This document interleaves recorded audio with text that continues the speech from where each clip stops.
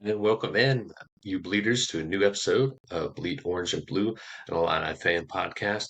I am your host, Ryan. And we're going to go ahead and dive into the USC recap as the Illini blow out USC 101-65 on USC's own home court. The Illini chants were heard all throughout the arena, throughout the game. We're going to dive into it here and talk about how uh, this win not only affects the game, but affects the outlook for the rest of the season.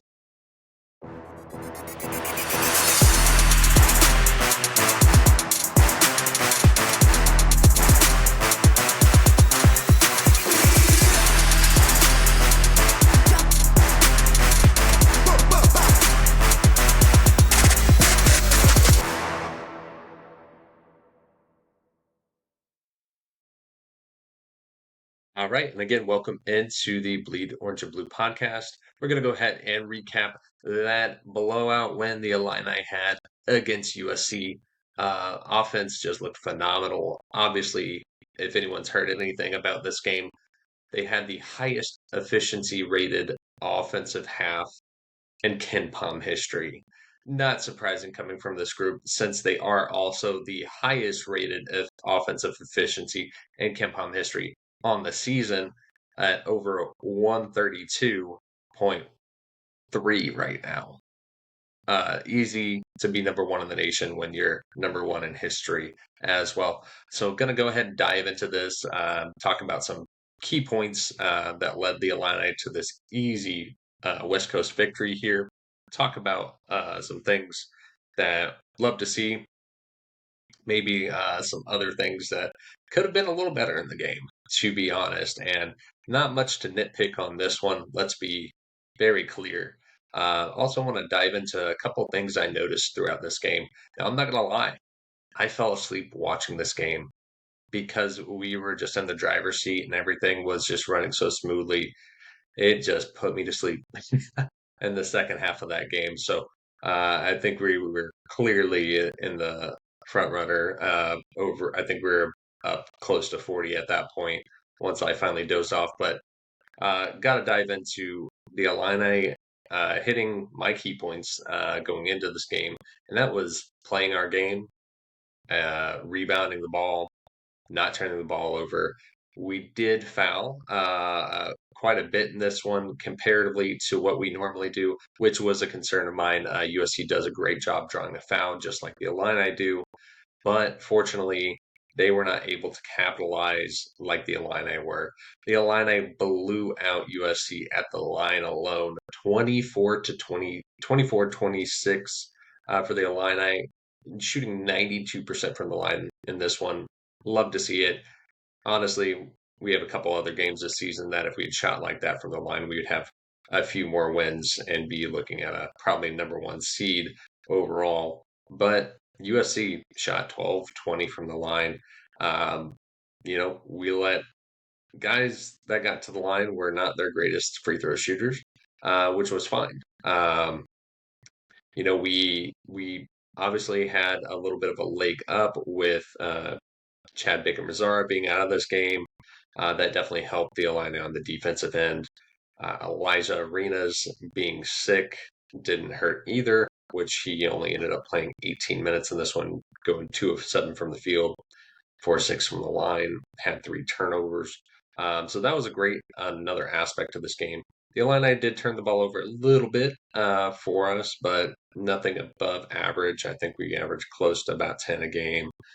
We were at 9 in this one, but we forced turnovers. And a key point I made in the preview was utilizing our brains and forcing them to make mental mistakes leading to turnovers, not necessarily always getting steals, which the Illini are the worst at, just because of the style of defense. Not that we can't go do that, but we forced 14 turnovers in this one. We had 7 steals, so that's a great combination to see. Half of the turnovers forced were steals, so great job by Keaton and Kylan in this one, getting their hands out there, forcing those turnovers, getting those steals. Also, just going to go ahead and talk about it now. That freaking dunk. Kylan freaking Boswell just going up and hanging in the air, waiting to slam this one down. Um, Obviously, kind of the highlight of the game, very emphatic, kind of set the tone for like, yeah, there's no way we're losing this one. Not only that, but Andrei Stojakovic, hats off to him. Love to see him coming out looking healthy in this one. Going 6 of 7 from field, 9 of 9 from free throw line. Just was locked in. Obviously, this being a West Coast trip, him being able to have his family and friends in the crowd definitely plays a factor. I thought his shot, even though he technically only hit 1 3, he did hit one or two more just like during dead ball whistles that he put the ball up, and his 3-point shot looks so smooth comparatively. I thought while he keeps a nice wide base, at times he keeps it too wide, which I do think leads to him, um, you know, not getting the arc on the shot that he needs, not the touch, and it railing off the back of the rim, like we've seen quite a bit this season, or pulling up short and it hit the front of the rim. I thought he looked very smooth with that stroke in this one. His release looked a little quicker as well, which I think just allows him to go through his muscle memory and his motion and let it be more fluid instead of kind of like where he hesitates a little bit at the top of the shot and then releases. I thought this was a great little tweak that he's made. Hopefully, we see that for the rest of the season and we see that 3-point percentage goes up, especially against some teams that are going to let him shoot that, thinking he is not a shooter. Sorry for anyone watching the video. My cat all of a sudden seems to be interested in this podcast after 12 episodes in. You know, hope that his interest also piques your interest, and we get some more viewers going on in here, maybe some more subscribers. So if anything, let that be a sign you need to go ahead, like, subscribe, and share these videos here. So again, back to the game. Something I thought that was great in this one, that I noticed the first half, slowed down in the second half. But Jake Davis, he was halftime had 6 points, 5 boards. I honestly was on double watch for him. Thought, hey, if he keeps out there and keeps chasing these boards down, like I would love to see him lead the team in rebounds, get a double. He did lead the team in rebounds with 7, but unfortunately did not go ahead and get that double. Kylan just diamond guys up in this one. 8 assists to 1 turnover. Again, Kylan coming back. Some people are even saying Kylan looks like he came back a little too early and all these things. I don't think so. I think he came back as soon as it was safe and healthy for him to do so. And obviously, he's got that pad on one half of his hand, or people calling it a club. Look, anybody that's gone out there and had some badly sprained ankles or even banged up a knee, things like that, but are still playable. Like you've played with, braces on or whatever the case may be. This is essentially just doing that. I mean, I came back wearing 2 braces after I had broken my ankle, and yeah, just double braced it, and played through it. And I played on a team at the time that we were running a 6-man rotation.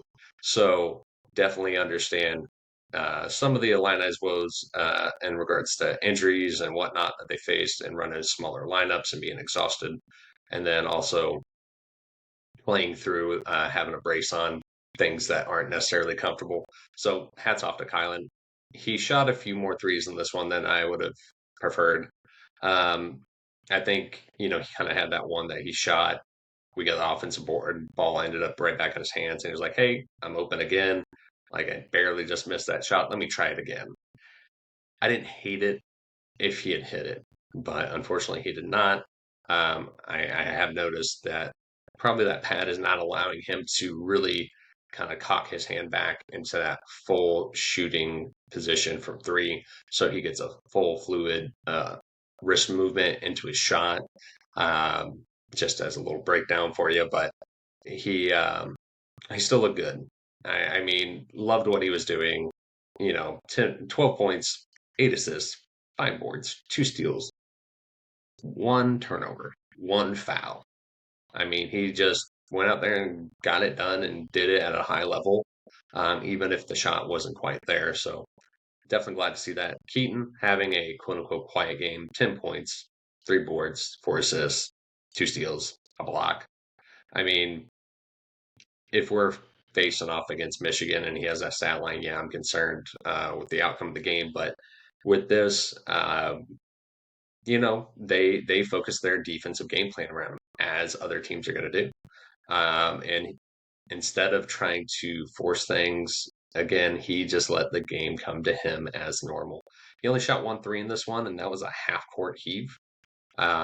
So again, he wasn't shot hunting or stat hunting, just played his game, played a team game. And let's talk about shots in this team game. 13 of 29 from three, 45% from three as a team. Jake Davis obviously leading the way, going 4 for 4. That includes Kylan's 1 of 6 in there. That includes obviously Keaton's 0 of 1 from three, and Zonomir's 0 of 2 from three. I mean, obviously we can't play that. You take that out and see how their stats are, but I mean, yeah, you take out 0 of 9 or 1 of 9 from three. So we're at 12 of 20, shooting 60% from three for the rest of the team. That's phenomenal. Great shooting from this team. Great looks, great passing, obviously. We had 21 assists total as a team. Couldn't ask for anything better out of this offense. Obviously, again, having the best rated half of offensive basketball in history in this one. Again, cradle me to sleep, rock me to sleep, whatever you want to call it. It was soothing and allowed me to pass right out on the couch until about 4:30 in the morning when I woke up, realized that I had passed out. So some hits on USC in this one. Azar, I mean, played hard, got after it. 15 points, 11 boards, 2 assists. Kind of things he's been doing for USC all season. Um, he couldn't put the team on his back. He's not that type of scorer. 6 of 9 from the field. There really is no that type of scorer on this team, at least that was healthy in this one. Again, with Elijah Arenas being sick, that definitely played into his ability to not do things, but also Kylan just did not let him do much of anything at all. Didn't get him going. A friendly face or unfriendly face, familiar face. Terrence Williams the second played 29 minutes in this one, had 9 points, 4 boards. If you remember him, he played for USC last year, but also played for Michigan prior to that. Really thought that he should have probably been a little more of a focus here because he's been a better scorer in his previous stop with Michigan at times.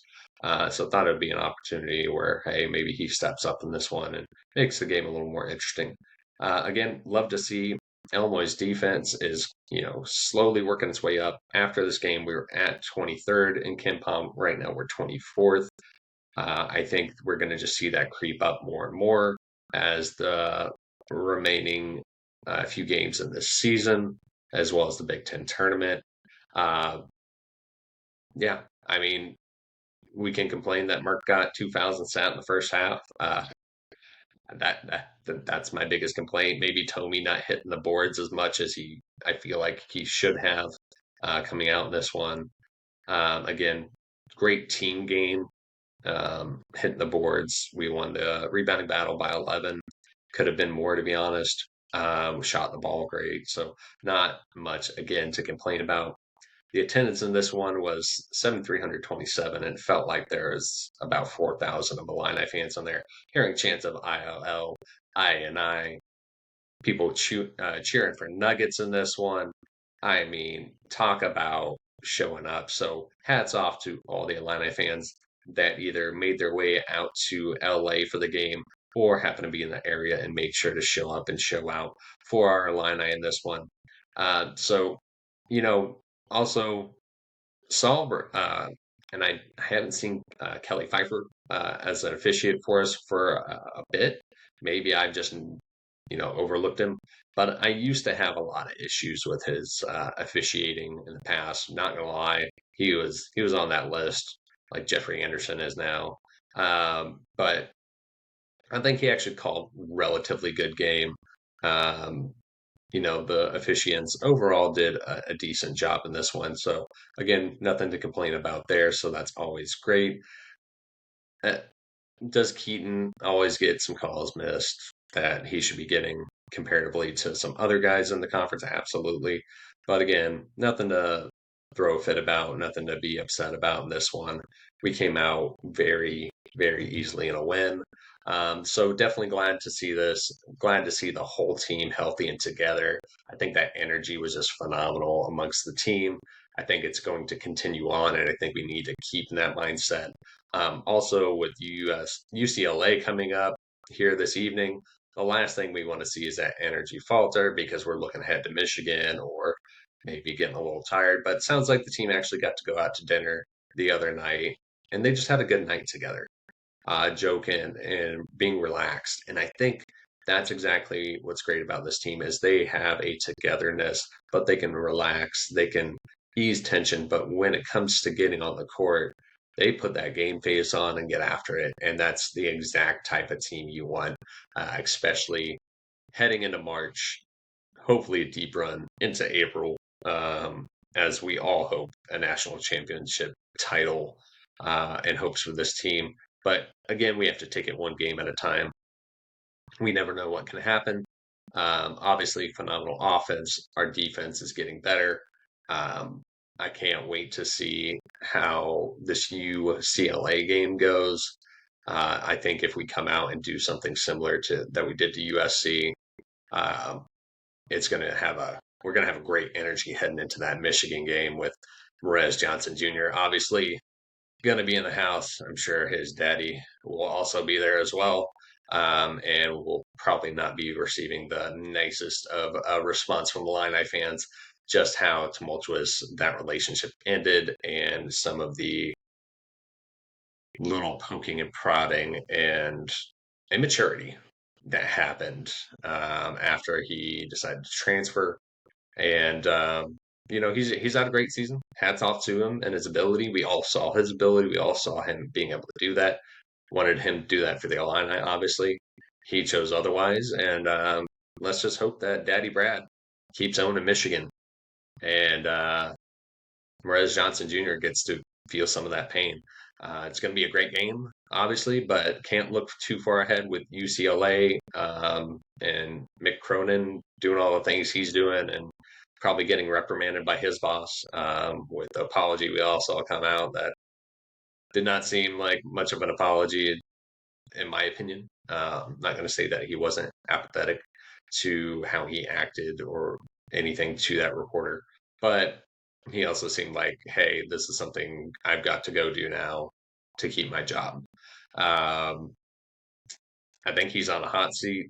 I think UCLA has some very good talent on their team. They can be good defensively. They can shoot at a high percentage, but I'm not going to say they score at a very high rate in comparison to where Illinois can shoot at a high percentage, but we also score at a high rate. Now, going to dive into that here on the next episode.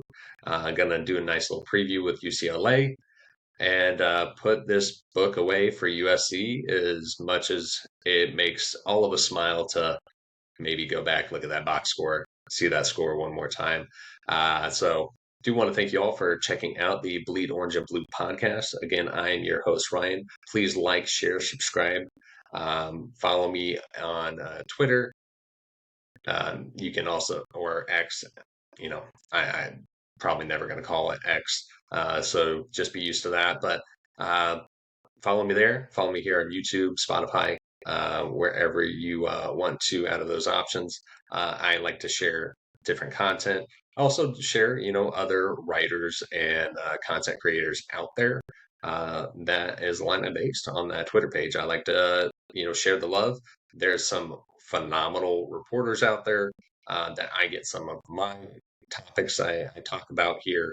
I do my own, opinions and reviews and all of those good things, but definitely like sharing some of the great sources out there. Obviously, with Illini Inquirer, Carson Bounds out there, Sonny Verma with the Talk Illini. So definitely check those guys out as well. And want to thank you all for checking me out again. And as always, ILL.